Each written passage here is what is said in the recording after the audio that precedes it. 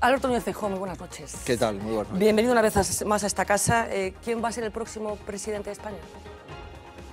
Eso lo vamos a decidir los españoles en diciembre, pero yo creo que los españoles van a decidir al final que el presidente de España sea alguien que conoce bien España, que ha gestionado España en los últimos años y que tiene un proyecto de país, ¿no? Y en mi opinión ese es el presidente Rajoy. Bueno, vamos a compartir esta conversación con 4 compañeros de la Voz de Galicia. Carlos Punzo, muy buenas noches. Buenas noches. Domingo San Pedro, muy buena noche. Hola, muy buenas. Francisco Espiñeira, buenas noches. Hola, buenas Manuel noches. Cheda, buenas noches. ¿Qué se juega su partido, el Partido Popular, en estas elecciones del 20 de diciembre? Pois nos xogamos proseguir nunha tarefa emocionante que é intentar seguir servindo o noso país. Nos xogamos ser un partido clave para fixar o crecemento económico e poder chegar ao ano 2020 cunha España pois nunha situación económica xa consolidada, e nos xogamos, tamén hai que decirlo por suposto, pois unha xeración de políticos que neste momento están ao fronte do Partido Popular e que creo que son útiles para o país. Se os españoles, pola contra, consideran que non o son, pois, evidentemente, nos xogamos, como digo, esa xeración de políticos, pero, en fin, eu creo que o que máis nos xogamos é ser útiles aos españoles. Cada vez que España tivo problemas, os españoles nos convocaron a gobernar. España hoxe ten menos problemas que fai 4 anos. A Navidad do ano 2015 é unha Navidad máis tranquila do que era a Navidade do ano 2011, pero aínda hai moitísimas familias que están todavía sufrindo as consecuencias da recesión económica e as consecuencias da crise. Por tanto, o Partido Popular se xoga seguir sendo útil aos españoles e seguir sendo útil ao Goberno de España. E se as cousas son así, se vostedes consideran que fixeron tan ben as cousas nestes 4 anos, porque hai moitos votantes que están pasándose do Partido Popular a Ciudadanos. Non diría que todo o que fixemos o fixemos ben. Tampouco creo que debamos de decir que hoxe estamos nunha situación óptima e unha situación que solucionamos a maioría dos problemas. Non é así. Pero creo que neste momento, obxectivamente falando, estamos mellor que cando comezou a legislatura de Rajoy. Se hoxe preguntamos a maioría dos españois, vostede cree que foi mellor presidente o presidente Zapatero ou o presidente Rajoy? Eu estou convencido que a maioría dos españois dirían que foi mellor presidente o presidente Rajoy, pero digo que quedan moitas cousas por Pero facer. o que non están entendendo, entón, os españois, porque as enquisas de momento están dicindo que dicen e a erupción de Ciudadanos é evidente. Mire, as enquisas o que están dicindo é que a alternativa ao Partido Popular, que é o Partido Socialista, parece que vai a sacar unos malos resultados. En consecuencia, que non hai alternativa ao Partido Popular. É dicir, que o Partido Socialista, que gobernou España 22 anos, hoxe por hoxe non é unha alternativa ao Partido Popular. Esa é a primeira consideración das enquisas. A segunda consideración é que o Partido Popular sufre un desgaste, como sufren todos os partidos que gobernaron a Europa da recesión económica, a Europa da crise económica, pero sigue sendo o primer partido en España, ¿no? O noso sistema electoral non é un sistema electoral como o Reino Unido, non é un sistema electoral como o italiano, non temos a cultura política que temos en Alemania, e, en consecuencia, aparecen novas forzas políticas que poden ter un protagonismo, veremos con que intensidade, no panorama político a partir de decembro. Y ya veremos, por cierto, si lo que ha hecho hoy subiéndose un coche sin conductor y en cuya puerta había dibujado un mapa de España con una flecha entre Vigo y Madrid llega a significar algo o llega a significar que se haya bajado en la cañiza y no haya seguido. Pero bueno, a lo que iba. Yo creo que esa interpretación de los gestos me da la sensación de que le están dando gratis o no a Ciudadanos la centralidad del tablero político. Me explico. Usted acaba incluso de dibujar un cierto entendimiento, posible entendimiento entre Ciudadanos y el PSOE. Hay gente de su partido, no menor, como Albiol, que pisa, digamos, el acelerador del conservadurismo, hablando de los inmigrantes, o el ministro Méndez de Vigo diciendo que hay demasiados universitarios, y ustedes incluso presentando esta precampaña diciendo que el PP es lo más estable, es, digamos, la opción más conservadora para mantener lo que tenemos. Yo no sé si he acertado ese regalo del centro, cuando precisamente el centro es el que va a decidir hacia dónde va la balanza en estas elecciones, donde hay un voto, como se dice, tan volátil y tantas opciones. Mire, eu creo que a Ciudadanos, canto máis se lle escoita, menos se lle coñece. Eu digo porque está caendo nun plantexamento difícil de entender. Un partido que dice que representa nova política, que hai que ser transparente, que ten que acreditarse pois cal é cada un dos seus candidatos, de onde ven os seus candidatos, e que haxe unha auditoría de cada un dos candidatos que conforman a candidatura, pois se vostede e eu reflexionamos cales son os candidatos de Ciudadanos por Galicia, pois probablemente vostede non coñece os 4 e eu tampouco. Pero se lle pregunta aos galegos cales son os candidatos de Ciudadanos na Coruña, en Lugo, en Ourense e Pontevedra, seguro que a inmensa maioría dos galegos ni nos coñecen. Por lo tanto, que ocurre? Que detrás de Ciudadanos está Rivera, e detrás de Rivera está Rivera. E hai unha especie de interés por non coñecer cales son os restos dos candidatos, para que non aparezcan, que non se lles coñeza, que non saiba moi ben nin quen son, nin que pensan, nin que propoñen. E o que está ocurrindo é que empeza a haber unha gran decepción, porque escoitar a alguén que quere rexenar a vida política dicindo que está disposto a gobernar aínda que perda as eleccións, pois non me parece que eso sexa unha rexeneración da vida política. E o que ocurriu nas eleccións municipais, por exemplo, sin salir de Galicia, é que Ciudadanos se presentou en todas as cidades, non sacou representación en maioría delas, e en outros sitios o que fixo exclusivamente é facilitar os gobernos do Partido Socialista, do BNG e de Mareas. Que lle queda por facer o seu goberno nesta legislatura, en materia legislativa, está en trámite xa no Parlamento, é a nova Lei do Solo. Hoxe mesmo coñecíamos que o alcalde de Barreiros, un alcalde do Partido Popular, tense que sentar no banquillo pois precisamente por algo que ten que ver tamén coa ordenación do territorio e coa política urbanística deste país, non? Por pretender facer miles de vivendas, moitas delas sin as debidas conexións, non? A mí gustaríame saber exactamente este proxecto de Lei do Solo, que solucións propón para este tipo de cousas, non? Vais a acabar realmente o te vai facendo a cultura do pelotazo urbanístico? Que solucións vai aportar esta nova lei e por que motivo parece tan difícil de poder consensuar entre todos os partidos, non? Porque de momento toda a tramitación previa foise facendo sin acordo. Eu creo que a Mariña Lucense é un exemplo de que as cousas non se fixeron ben en materia de ordenación do territorio, en materia urbanística. Creo recordar que a alcaldesa de Viveiro está imputada por un delito urbanístico. Agora parece ser que o alcalde de Barreiros tamén pode ser chamado a declarar e, en consecuencia, se pode imputar. É certo que en Barreiros se ganaron distintas sentenzas anteriores sobre a ordenación urbanística, pero non sabemos o que vai a ocurrir con esta, e creo que tamén que en Foz houbo problemas importantes na etapa socialista en relación coa ordenación do territorio. En consecuencia, que é o que creo que debemos de facer? Primeiro, mandar unha mensaxe, efectivamente, mire, eso de ir facendo xa rematou fallarnos.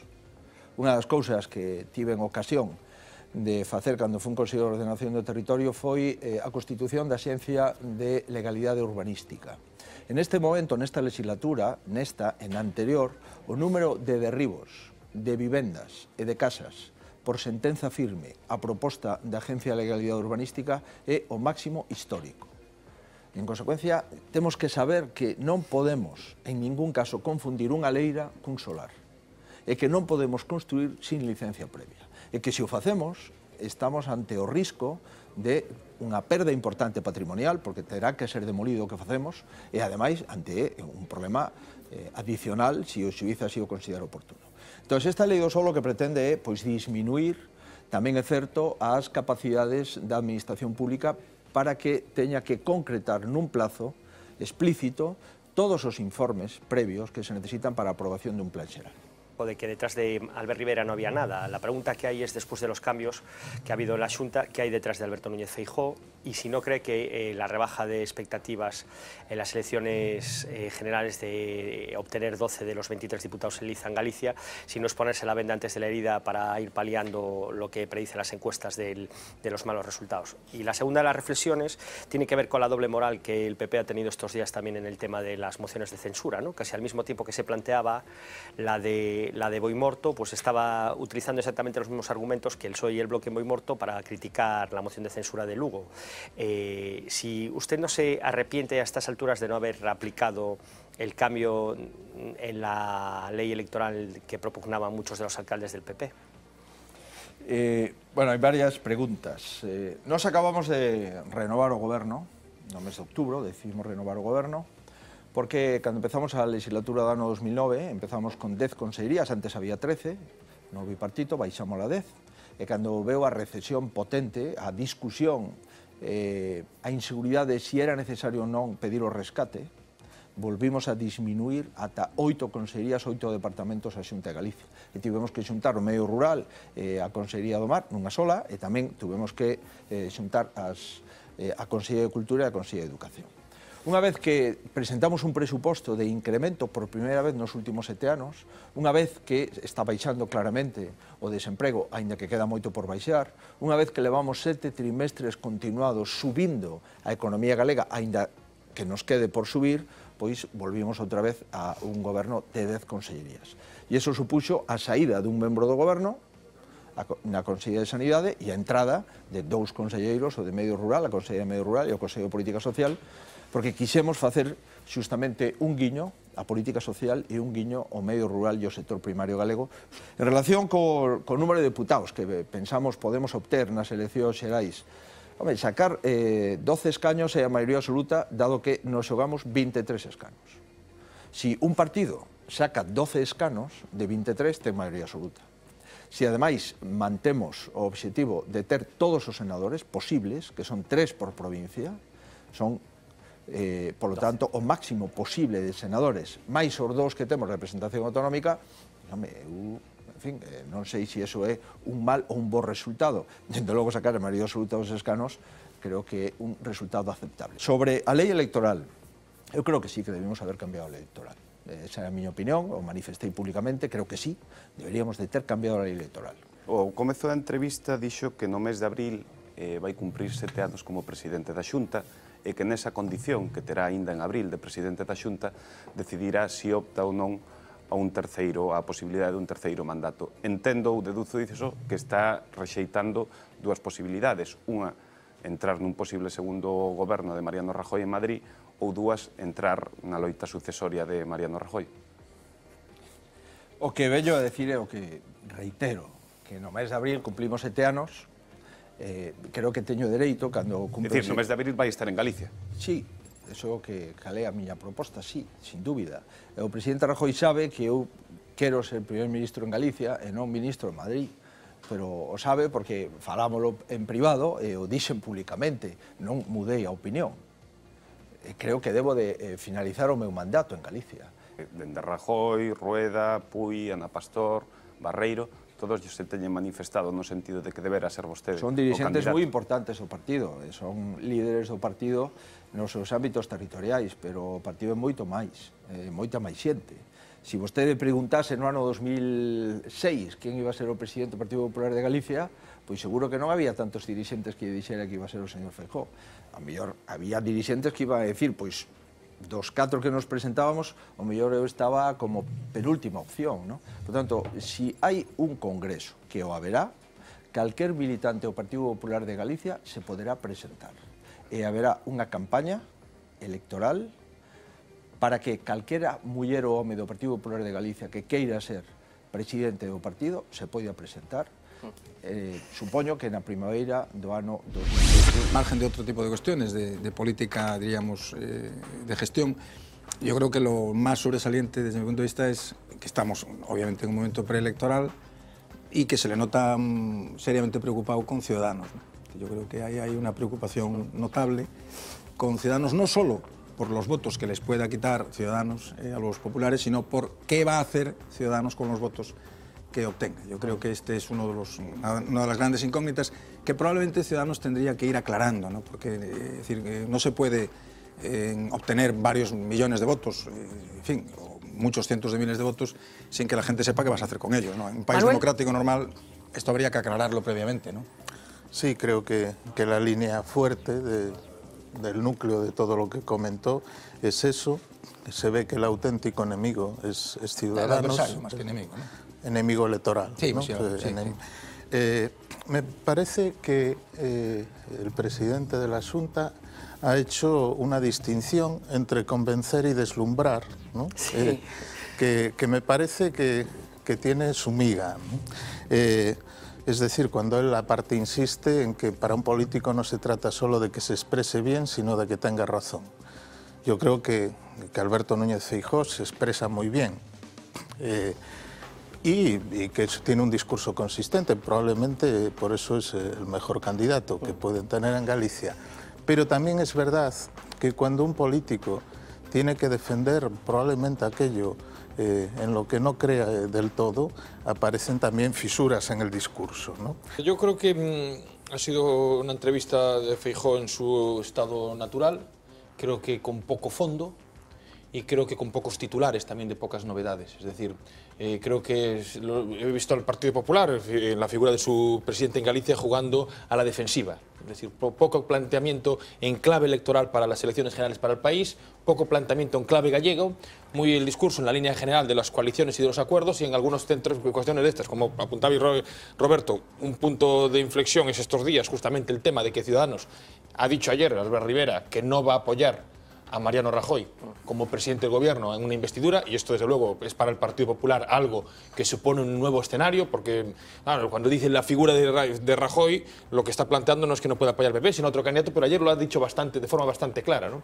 Y entonces el discurso, el debate se ha planteado en cuestión muy tacticista, es decir, su clave de coaliciones, con el miedo a Ciudadanos, el planteamiento de asumir que hay un descenso electoral del Partido Popular en Galicia. Bueno, pues planteamientos así de contundentes los que aparecen en este artículo. Votemos, como decía, firmado por el presidente y editor de esta casa, por Santiago Rey Fernández Latorre. Domingos, habla Santiago Rey de la pérdida de pulso, la pérdida de peso específico de Galicia desde el punto de vista económico, cultural y político. Yo no sé si te parece que efectivamente, bueno, hay una aproximación hacia una mayor irrelevancia por parte de política, coincidiendo con lo que está pasando en Cataluña, por cierto. Vamos a ver, hai unha parte que é así, porque perde peso específico, porque tamén perdeu porque é unha comunidade menos dinámica poblacionalmente, perdeu representación, é dicir, o número de representantes que hoxe ten Galicia non ten nada que ver co que tiña hai 20 anos. Hai 20 anos pesaba máis especificamente dentro do que son as Cortes, non?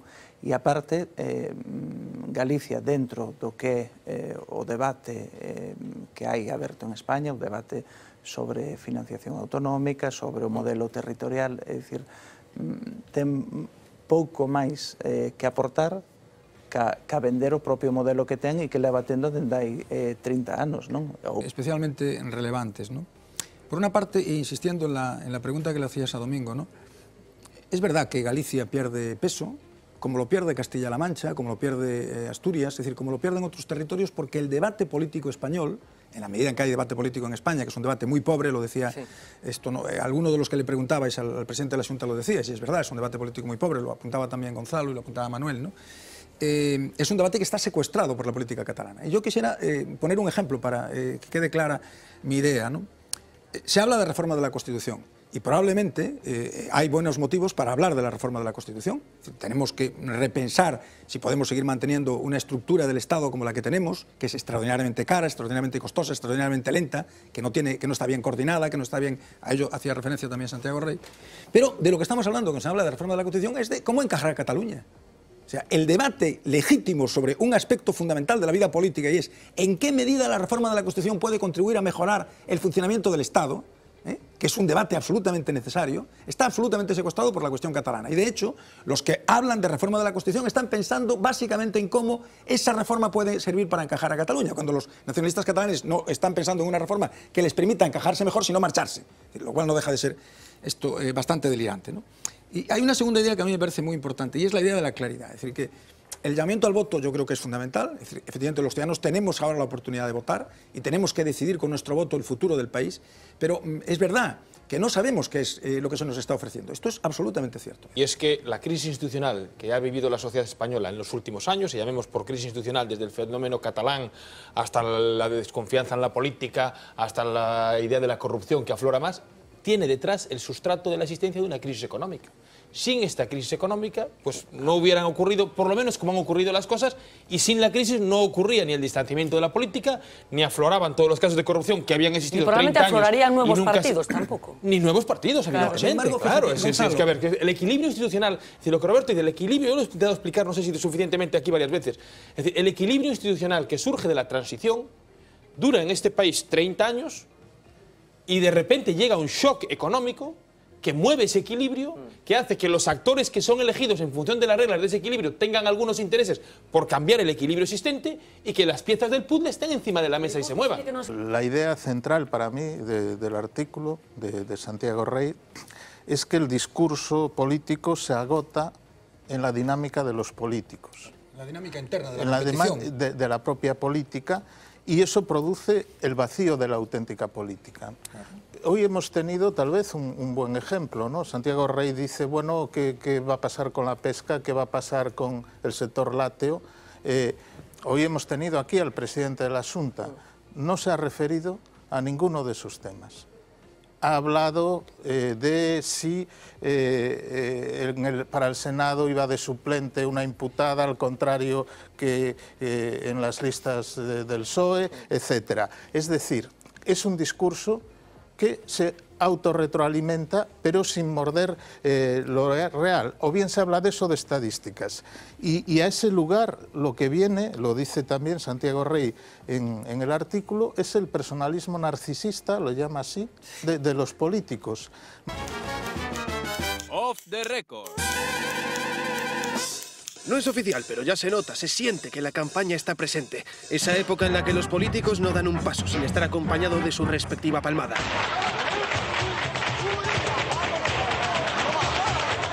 Puro flamenquito. Demostrar sonrisa a la mínima que se presente. Aprendan del maestro, el candidato socialista que le decía al público: no os escucho, no. Dios, qué hombre tan feliz.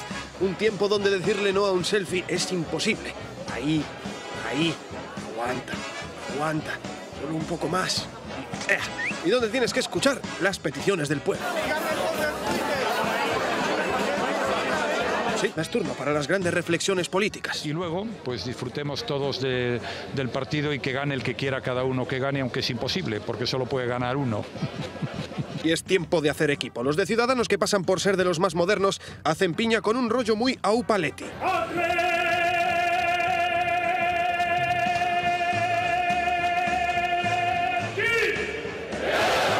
También el tiempo de los mítines y de los discursos originales. De economía y de capitalismo de amiguetes, la derecha sabe un rato.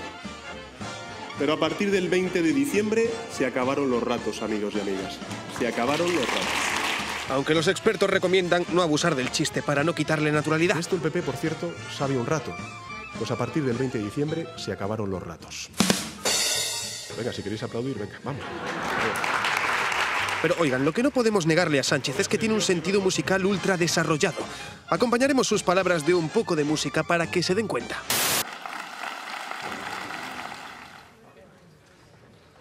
No, no, no, no. No, no, no, no. No, no, no, no. No, no, no, no, no, no, no, no. No, no, no, no. No, no, no, no, no, no, no, no. No, no, no, no. No, no, no, no, no. No, no, no. No, no. Y luego ya están los de Podemos, mundo aparte, que organizan una entrega de premios como acto de campaña en el que, ¡oh, sorpresa!, ellos mismos coparon la lista de ganadores. Pero bueno, si nos ponemos a dar premios, que sean de verdad. Yo que sé, dar un Oscar a la campaña más cutre y que lo entregue, pues, no sé. Mr. Clint Eastwood. Pues mira, ese nos vale. Buena excusa para congregar a todas estas estrellas de la política sobre una alfombra roja. Luego quien lo gane, en realidad da igual. And the winner is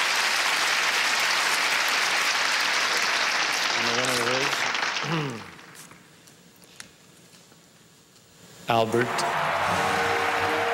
Porque seguro que todos se lo habrán merecido.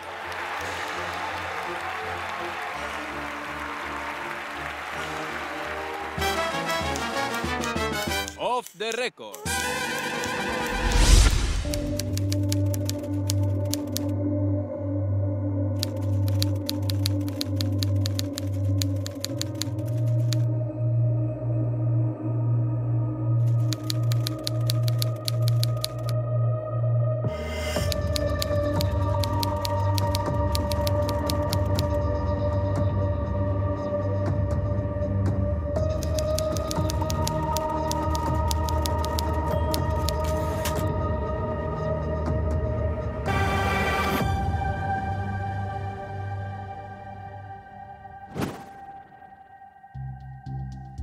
Manuel Gallego Jorreto, muy buenas noches. Hola, buenas noches. Bueno, una excusa estupenda la que nos presenta la Fundación Barrié de la Maza al presentar esa retrospectiva, la primera que se hace sobre toda su obra, repasa sus proyectos entre el año 1967 y el año 2015. Yo no sé cómo se enfrenta a la oportunidad de revisar toda esa obra y de verla en conjunto.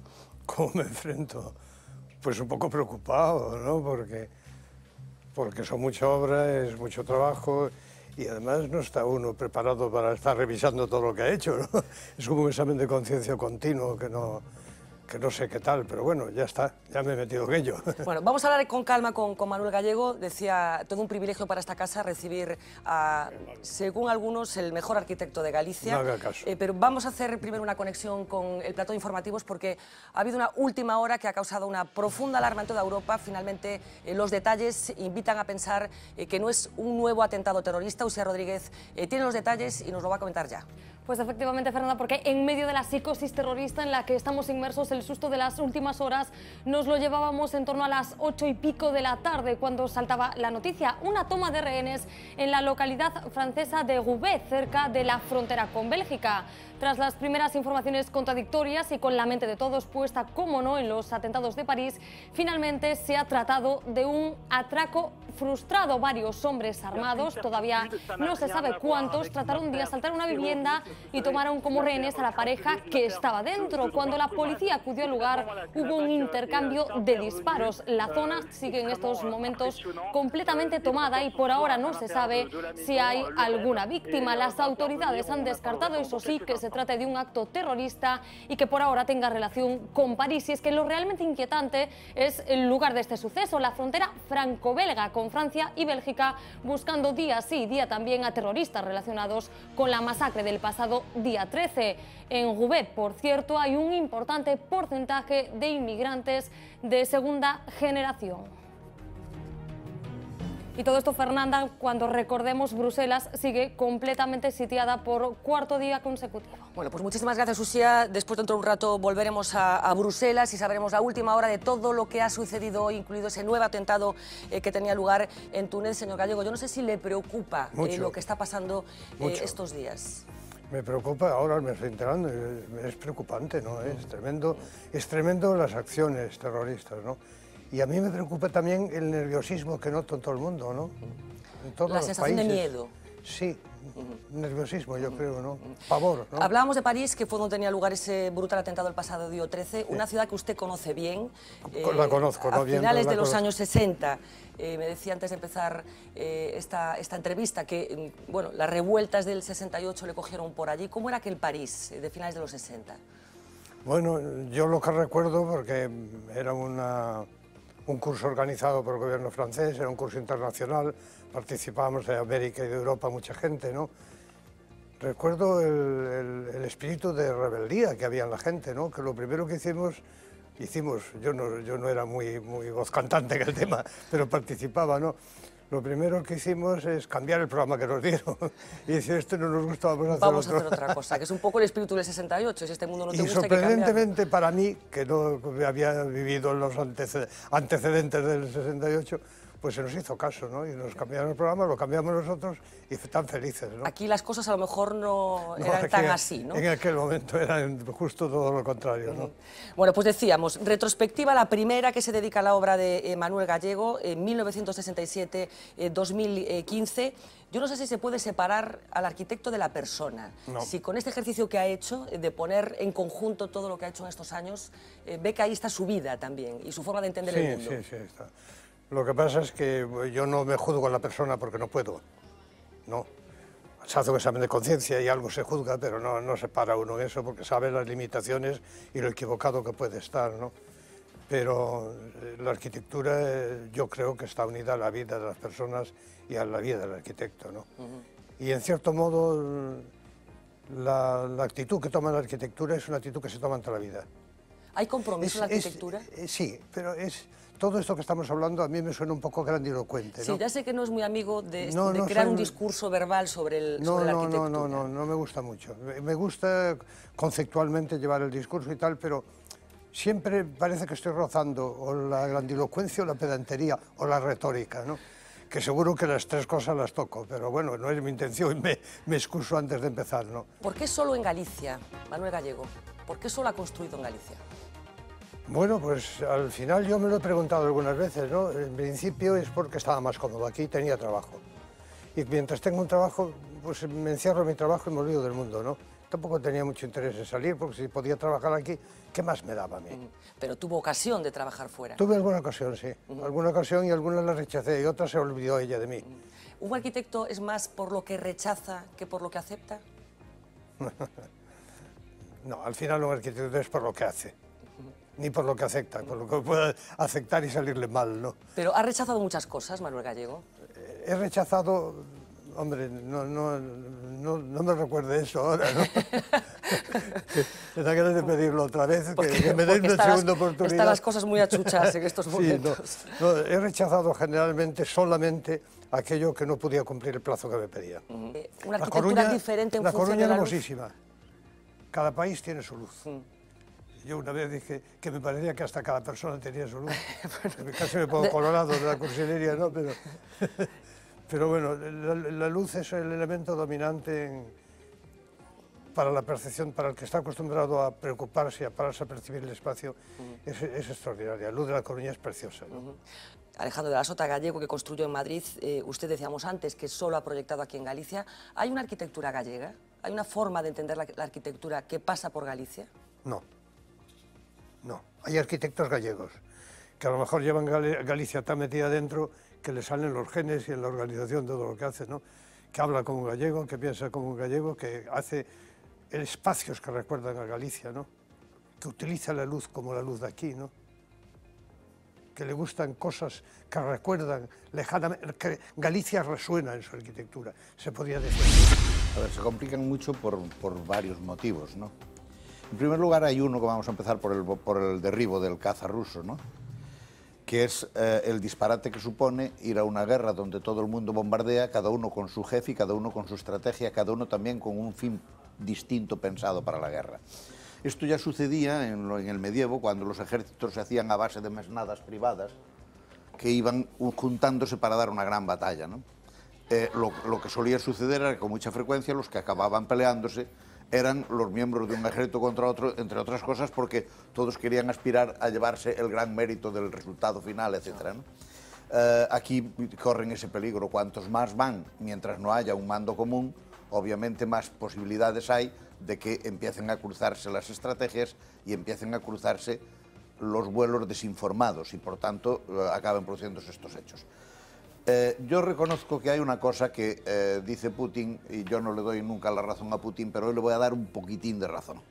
A ver, derribar ahora mismo un caza ruso sobre Turquía es evidentemente un acto de mala fe, porque Turquía sabe perfectamente que ese caza ruso no iba a bombardear. Pero ¿crees que va a tener consecuencias como A ver, dice yo creo que Putin? tratarán de evitarlas, ¿no? A ver, consecuencias políticas las va a tener, pero yo creo que consecuencias militares no. Pero lo que tenemos que pensar es una cosa, y pensar en los prolegómenos de la Primera Guerra Mundial, y si empezamos a pensar en incidentes de este tipo, evidentemente uno igual no, pero 3, 4 o 5 incidentes de este tipo sí lo provocan. La otra razón por la que yo creo que hay grandes dificultades en este asunto es porque son dos enemigos de naturaleza distinta. Uno son los ejércitos institucionalizados con sus normas de derechos, sus organizaciones y sus armamentos de gran calibre, y el otro es una especie de entelequia que, precisamente por serlo, no depende ni del territorio ni de las acciones que se hacen sobre el territorio. Es decir, si Francia perdiese, como diría el gran capitán, 1 metro cuadrado de terreno, él creo que decía una vara cuadrada, si perdiese una vara cuadrada de terreno, Francia estaría metida en un gran problema. El Estado Islámico puede perder el 90% de su territorio y le da exactamente igual. Y por tanto es una guerra desigual que está mal enfocada. Lourenço, yo no sé cómo hay que empezar a reinterpretar todo eso. Tú el otro día, bueno, eras muy claro a la hora de analizar lo que tú creías que había que hacer y lo que estaba sucediendo. François Hollande diciendo que estamos en guerra y tú considerando que sí, que hay una guerra. Eu era dudosamente claro, reconocendo en que situación estábamos, ¿no? Porque partía da dúbida de asumir que estábamos aí, ¿no? Y sigo con esa idea. Barreiro acaba de escribir ahora moi ben Xogo de Tronos, é dicir, como funcionan os exércitos medievais e como está funcionando isto. E Xogo de Tronos escribe hoxe precisamente porque o mundo de hoxe non está falando do medievo, está falando de hoxe, non? A ver, a mí me gustaría ter as capacidades, os conocimientos e a información que ten o noso amigo Miguel Anxo Murado ou Fernando Reinares, porque realmente o que está ocurrindo é algo que se nos escapa por moitos puntos, non? E que é complicado. Ahora, que é o que eu son capaz de ver? Pois que eu creo que me dá a impresión de que tanto Ankara como Rusia, como Israel, como os Estados Unidos siguen con unha tendencia que é moi de pronóstico, non? O sea, siguen pensando no día despois. O sea, ahora facemos cousas e o día despois se pregunta Ankara, que vai pasar cos kurdos? Que é o seu auténtico problema. Corto problema, pero histórico. Rusia se pregunta, e vamos a poder seguir tendo un espacio como tiñamos en Siria, que era o único sitio onde estábamos? Israel se pregunta, e vamos a seguir tendo ao noso herdeiro, ao noso problema herdado e hereditario que se chama a familia Al-Assad, dándonos a lata ao lado no Val da Beká, no Líbano, aliado cos nosos enemigos? Non, como todo o mundo pensa no día seguinte, e Estados Unidos non sabemos moi ben que pensa, porque outras veces sí que o sabemos, ¿no? Pero neste momento, bueno, está en tránsito, eu creo que está repercutindo o cambio de situación e, polo tanto, ainda non dixo como gran xendarme que é, e hai que asumir que é, porque non hai outro, o que vai facer. Para quen non está nesa situación? Pois eu creo que Francia. Francia xa está no día do problema. O sea, Francia xa non está pensando que vai pasar cando isto acabe, si vamos a unha guerra que vai pasar, non. Simplemente está no día do problema. Por eso está ocurrindo algo que tamén é bastante sintomático, non? E é que se está articulando unha coalición que Francia está montando.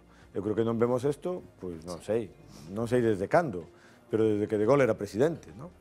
Está falando con Putin, está falando con Cameron, está falando con Obama, non sei hasta que punto, porque eso sí que mo perdín, está falando ou non está falando con Erdogan.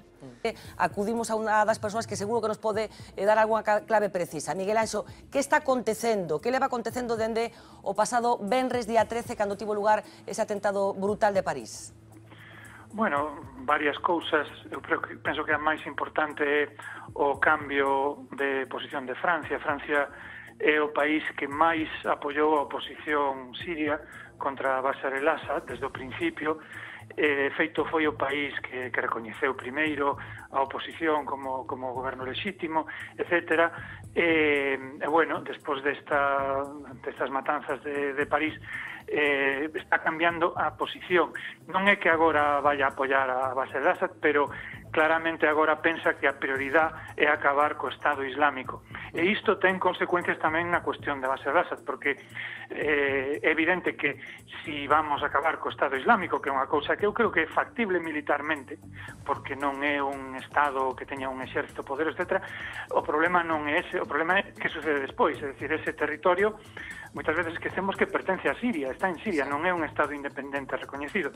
Entón, claro, destruir o Estado Islámico implica poñer ali outra autoridade distinta, non pode ser máis que a de Siria. Entón, algún tipo de arranxo a guerra civil siria hai que buscalo antes ou durante esa operación contra o Estado Islámico. E aí é onde entra a alianza con Rusia. Rusia xa leva tempo nesa postura de defender que hai que acabar primeiro ca guerra civil en Siria e logo facer algún tipo de transición. No caso de Rusia, probablemente esa transición acabaría con que Bashar al-Assad seguiría sendo o líder de Siria, que por outra parte hai que decir, isto é unha cousa que o mellor non se explica nos medios, é moi popular Bashar al-Assad, é dicir, todas as enquisas que hai, a posibilidade que hai de facer enquisas nun país en guerra, indican que sería el que engañaría probablemente unhas eleccións, cousa que se explica polas alternativas que se presentan. E iso eu creo que é o máis importante que está pasando. Un pouco paradóxico, Miguel Anxo, que despois aparecera outra vez en Siria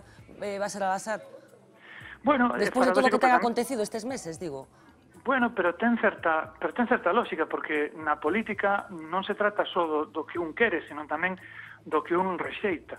E as alternativas da guerra civil siria son esas, son ou unha dictadura pero laica, ou unha oposición que está dominada por islamistas que non son laicos e que tampouco son exactamente democráticos. Hai unha oposición democrática en Siria, pero é moi pequena e non ten ningún peso no que é a guerra civil en sí. Todo lo que está pasando al final lo que hace es está contribuyendo, digamos, al éxito de la estrategia del Estado Islámico, ¿no? Lo que se está produciendo, este tema del derribo del avión, supongo que estarán encantados, absolutamente encantados, porque ciertamente no creo que esto vaya a generar una escalada de ningún tipo, pero sí que es cierto que Turquía es un país de la OTAN, es un régimen sociocomunitario, está enclavado donde está enclavado y tiene los aliados que tiene, y Rusia está en una situación muy diferente y Putin está jugando a su juego, pero esto es un choque entre dos bloques en el fondo y además con el Estado Islámico de por medio, ¿no? Por tanto, lo que pretende el Estado Islámico, que es desestabilizar, generar tensión y visibilizarse como ese generador de tensión, lo está consiguiendo ampliamente, ¿no? Toda esta psicosis colectiva que se está produciendo, en mi opinión, es manifiestamente exagerada, ¿no? En España incluso existe una cierta, aunque sea pequeña, muy pequeña por supuesto comparado con la de Francia, pero una cierta mini psicosis colectiva con el tema del terrorismo. No, insisto, no tiene comparación, pero en Francia sigue siendo mucho más probable morir de un accidente de circulación que morir de un atentado terrorista, ¿no? Pero mucho más probable, ¿no? Por tanto, lo que yo quiero transmitir, lo que se tendría que estar haciendo en este momento es quitando tensión de todo esto y poniendo el problema en sus justos términos. Tenemos un problema en este país, en Francia, en Europa, tenemos otro tipo de problemas, el problema islamista, el problema yihadista está ahí, pero no creo que deba situarse en el centro del tablero. Adina. Sí, a ver, yo aquí creo que hay dos cuestiones importantes. Por un lado está el tema de Siria, ¿no? Miguel Ángel Murado lo estaba mencionando antes. Yo creo que en el tema de Siria no ha habido realmente un debate serio, ¿no?, en la comunidad internacional sobre cómo posicionarse. Y de hecho creo que hemos sido herederos de lo que ha pasado con la guerra de Irak, del fracaso de la guerra de Irak. Y la actitud ha sido de irse un poco al otro lado, de decir, bueno, vamos a ignorar el problema porque otra vez estamos en una situación de o tenemos una dictadura o tenemos unas elecciones que van a dar lugar a los partidos islámicos. Occidente no ha sabido cómo posicionarse en este debate, ¿no?, y se ha quedado aparentemente al margen con cierta intervención por parte de Francia, y yo creo que esto en este momento está detrás de todo esto, ¿no?, y nos ha creado importantes problemas. Por otro lado, José Luis aludía a esto, ¿no?, el hecho de que yo creo que los ejércitos occidentales y la mentalidad que tenemos de guerra no está adaptada a estos tiempos, no se ha adaptado en los últimos 15 años que hemos lidiado con el terrorismo, ¿no? Somos herederos de una mentalidad que viene de la Guerra Fría, y antes de la Guerra Fría que viene de otro tipo de hacer guerra, ¿no?, de las guerras mundiales que hemos tenido, y primero en la guerra de Irak, que tiene mucho parecido con lo que está en este momento aconteciendo. Me refiero al tema de Al-Qaeda, ¿no?, y la reacción que ha habido después de bombardear Irak, que en este momento está ocurriendo con Siria por parte de Francia. Todos estos paralelismos no nos han llevado a aprender ciertas lecciones. Primero, que el terrorismo es disperso, que no se puede combatir con el mismo tipo de armas con la que se combatía anteriormente a un enemigo localizado, ¿no? Pero no solo eso, sino que el tema de decir vamos a entrar en guerra de esta manera contribuye a una escalada internacional importante, ¿no?, que no lleva a una resolución del problema. En el tema de Irak, por ejemplo, la lección que hemos aprendido al final de la guerra de Irak fue que realmente no se había resuelto nada, que Al-Qaeda seguía proliferando, que ahora el ejército islámico sigue proliferando en varias partes y tiene relaciones importantes con Al-Qaeda, ¿no? Son movimientos que van a seguir proliferando y seguimos cometiendo los mismos errores, ¿no? Aquí hay expertos que están diciendo muchas cosas, ¿no?, que yo creo que no se están tomando en serio en este tipo de estrategias. Se está hablando solo marginalmente, ¿no?, de cómo combatir este tipo de cuestiones. Hay que combatirlas, y yo creo que hay varias cosas, no creo que tenga la solución, ¿no?, pero hay varias cosas que se pueden hacer. Primero, una de las estrategias más interesantes en la lucha contra el terrorismo es seguir el rastro del dinero y las armas. Sí, bueno. Esa es una cuestión muy importante, ¿no? No bombardear, ¿no? Bombardear no va a llevar a ningún resultado. Segundo, tenemos un problema interno. El tema del terrorismo y del reclutamiento del terrorismo no es que esté pasando solo en Siria, ¿no?, o que esté pasando en Túnez, sino que está reclutando dentro de Europa, y eso tiene que ver con problemas profundos que requieren estrategias a más largo plazo, ¿no?, y a medio plazo. Off the record. Un nuevo día de debate de altura en el Parlamento de Galicia. Me di que todo é... No, atento. Sí, señor, aunque de toda esta cámara ya saben quién es el macho alfa. Perdón, deixe que continúe, señor vicepresidente, que eu documentareime sobre esa cuestión. Eu non os coitei. Bueno, sí, este también, pero nos referimos al otro macho alfa. Es hora de marcar el territorio con movimientos enérgicos. He aquí un competidor. No es broma, porque a Beiras le ha salido un rival. ¡Manda truco! Sí, señor. Estábamos acostumbrados a que el líder de Anova hiciese de la tribuna su territorio y que cada intervención fuese una sorpresa. Podía atacar con su rico léxico y sin saber si lo que dice es bueno o malo, hacerte temblar. ¡Cachapodazos! A máis de moucas. Puede ponerse en plan aspavientos que nos hacen pensar qué talento se ha perdido el jazz.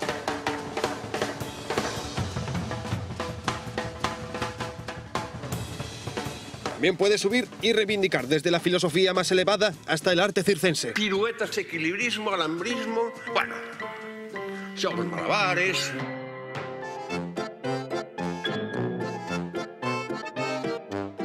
O en los momentos de más frustración, darse un toque mesiánico. Padre, perdónalos. Porque no saben lo que hacen. Pero esta vez Beiras escogió mal a su rival, al que atacó sin piedad. Vostede non tería prezo para unha tómbola na feira da Ascensión.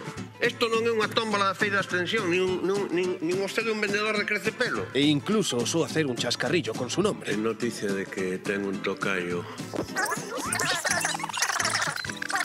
Tamén se chamaba Valeriano. Lidase Becker. Era artista plástico. Irmão do famoso poeta Gustavo Adolfo. Se falou hacia a miña persona recordando outro Valeriano, determinado gracejo. Y tal vez la reacción de otro hubiese sido algo parecido a esto. Quedéme bloqueado. Pero no, Valeriano Martínez, permítannos el vulgarismo, no se achanta. Y atención a lo que le soltó al líder de Ague. O que sí lle podo dicir é que Valeriano o que significa epistemolóxicamente é salvado e fuerte. Salvado porque miña nai, cando iba comigo na barriga, caeu, cando iba coa tina a lavar o río e provocou o meu nacemento. E fuerte, hai que ser moi fuerte para oír algunhas cousas das que aquí se din neste Parlamento.